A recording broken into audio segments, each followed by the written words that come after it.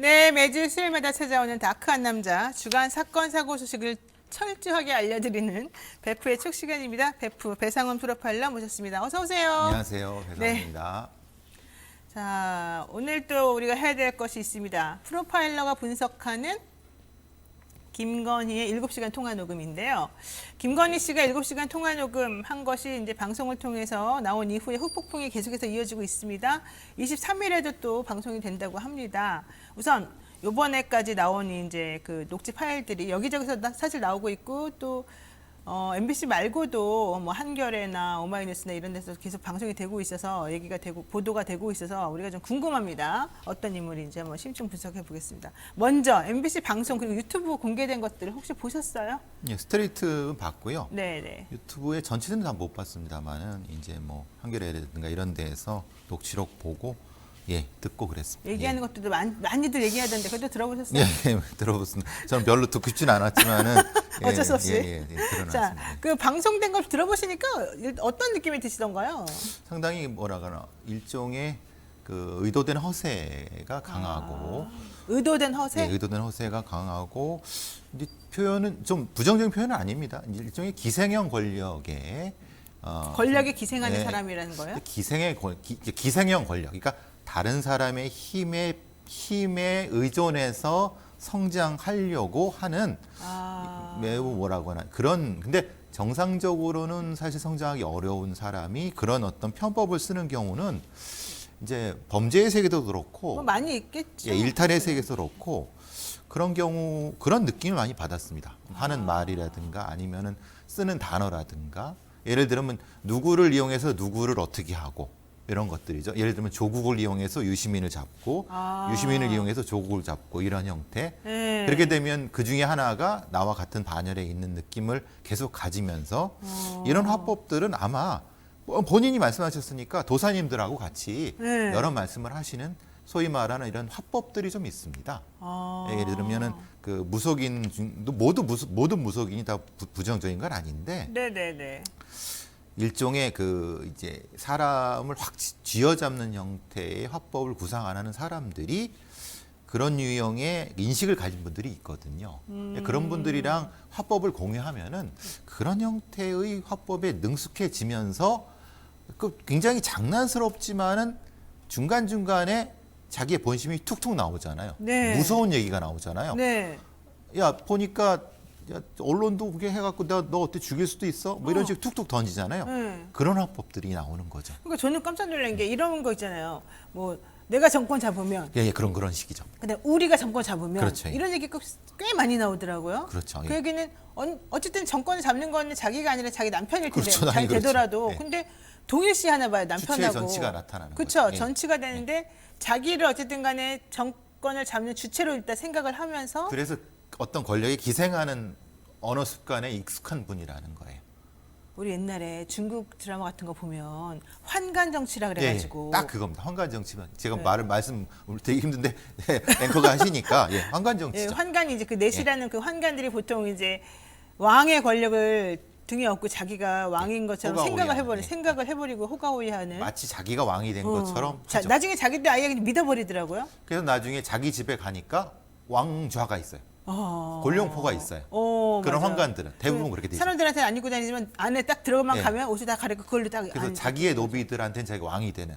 그래서 그런 사람들이 주로 이제 그런 어떤 무소불위의 권력을 행사하는 그런 것에 익숙한 어떤 화법으로 많이 들렸어요. 저 옛날에 그 진시 황제 때 조고라는 환관이 있었잖아요. 그렇죠. 조고라는 환관이 그 부소 황자가 있고 호해 황자라는 두 번째 황자가 있는데 부소 황자는 아주 훌륭한데 호해는 그냥 맨날 망나니고 그냥 놀기만 좋아했는데 원래는 첫째한테 이제 왕자를 물려주고 진시 황제가 죽었는데 유서를 이렇게 자기가 이렇게 조작해가지고 둘째한테 물려주고 자기가 그 둘째 황자를 마음대로 좌지우지하잖아요. 그게 이제 환관 정치의 큰 폐해죠. 그러니까 그런 식으로 그러니까 뭐 사실 민주주의 정치에서는 절대 그런 일이 있어서는 안 되는 거죠. 그렇군요. 그래서 왜냐하면 많은 어떤 의사결정 과정은 공개돼야 되는 거고 견제를 받아야 되는 거 그게 언론이 할 일이고 정치인들이 할 일인데 그게 감춰져 있다는 건 비극이죠. 그렇군요. 뭐 김건희 씨가 그렇다는 건 절대 아닙니다, 네, 여러분. 네. 우리는 꼭 그렇게 생각하지 절대 않고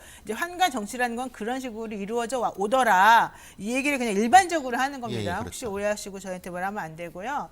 저희는 겸허하게 다시 말씀드립니다. 그런 거 아닙니다. 자, 어쨌든 이제 다시 돌아와서요. 이 녹취록을 들어보게 되면 국민의힘이나 이쪽에서는 자기는 이용당하는 거 몰랐다. 그리고 이건 사적으로 그냥 저기 동생하고 누나가 그냥 좋게 얘기하는 건 줄 알았다라는 말을 하던데 사실 제가 들어보기에는 꼭 그건 아닌 것 같아요. 그건 아닙니다. 기자라는 걸 밝혔고 우리한테 좀 잘 좀 해줘. 뭐 왜 꼭 한쪽만 편들라 그래. 양다리 걸쳐. 뭐 이런 얘기도 많이 나오고요. 적을 이용하는 방법을 너무 잘 하시는 분 같아요, 김건희 씨는. 근데 오히려 역으로 당한 거군요, 그러면. 글쎄요, 저는 당했다기보다? 당해주고 사실은 우리가 보통 이런 병법서가 있지 않습니까? 네네. 육참골단이라고. 네, 육창골단. 네, 예. 네. 살을 내주고 뼈를 취하는 그런 방식에 익숙하신 거죠. 그러니까 모르겠습니다. 이제 어떤 말씀을 하실 때 액자식으로 말씀을 제가 지난번에 액자식으로 말씀하시는 데 익숙하신 분 같아요. 말하자면 어떤 얘기를 하고 근데 그거야 그거잖아. 너 모르니 그 안의 내용을 가지고 계속 확인받으려고 하죠. 네. 그 내용 자체는 자기가 전달하려고 하는 내용입니다. 근데 그게 진실인지 아닌지 모르겠는데 네. 그런 식의 화법을 쓰는 분들은 이제 일종의 상대방에 대한 나의 어떤 의지를 강요하려고 하거나 전달하려고 하는 화법들인 거죠. 근데 그 녹취에 나온 네. 이 스트레이트 녹취에 나온 그런 이명수 기자하고의 그 부분은 그게 있고 그냥 일상적인 대화가 이제 톤하고 어순하고 이런 게 다르죠.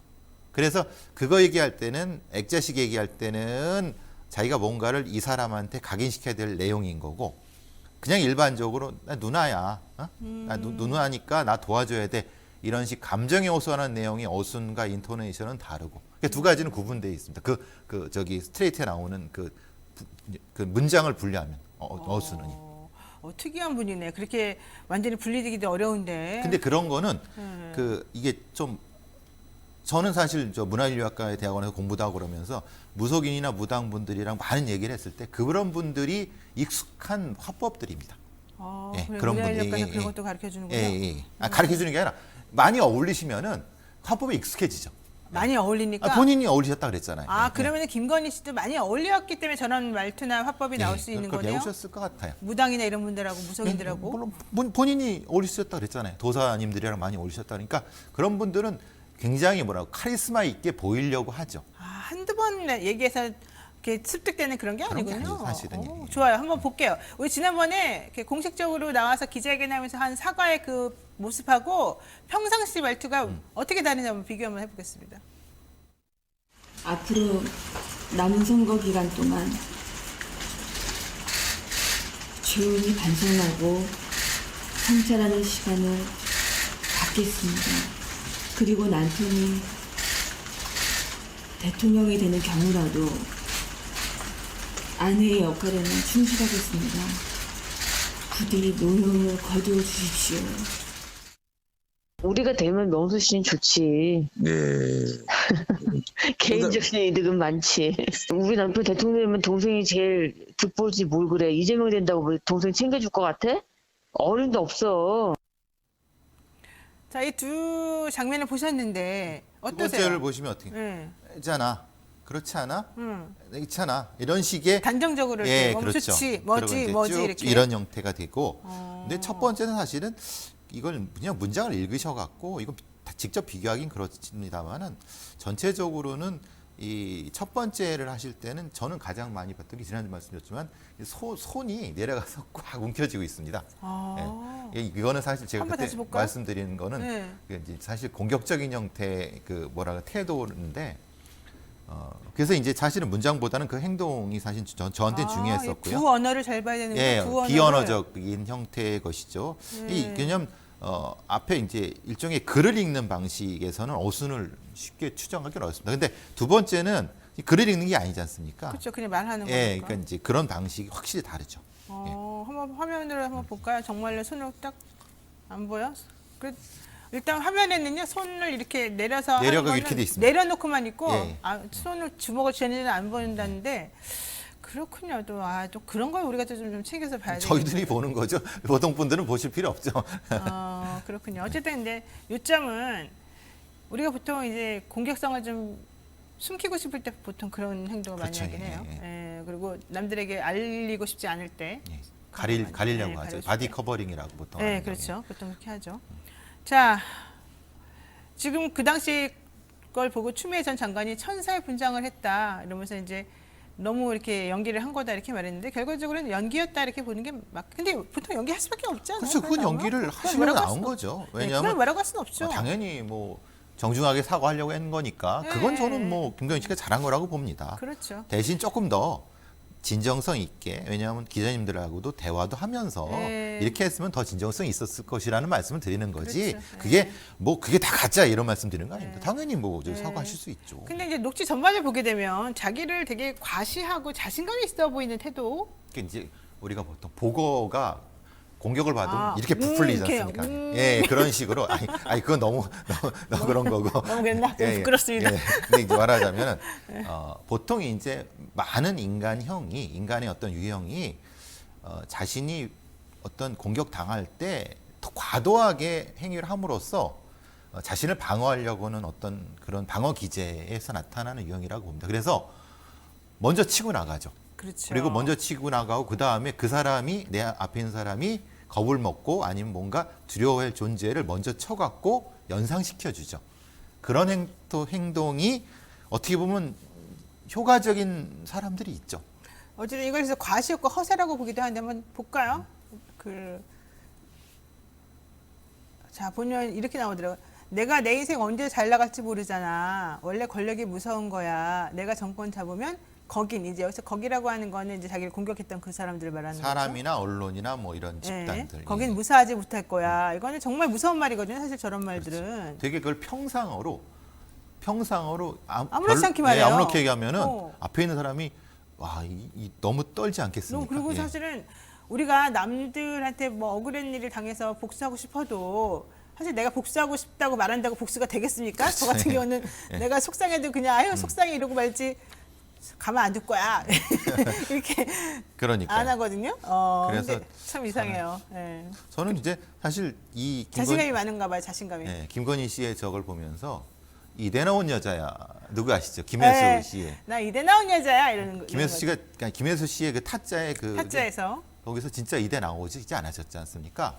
근데 왜 그런 말을 했을까요? 그러니까 허세. 네, 근데 네. 있는 허세를 부리려고 하는 거죠. 네. 그래서 그런 형태의 말투에 익숙하신 분들이 덜어 있습니다. 예. 자 이제 시간이 없으니까 빨리빨리 넘어가겠습니다. 지금 바빠서 그러는데 지금 어머니하고의 관계 이런 거 또 아버지 일찍 돌아가시고 내 뭐 사남매를 애지중지 키웠다 이런 얘기 하는 걸 살짝 들어보게 되면은 한번 잠깐만 그냥 틀어주세요. 쫙 쭈르륵 틀어주세요.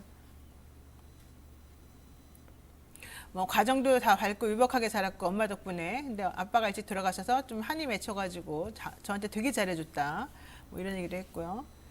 그다음에 엄마가 진짜 억울하다.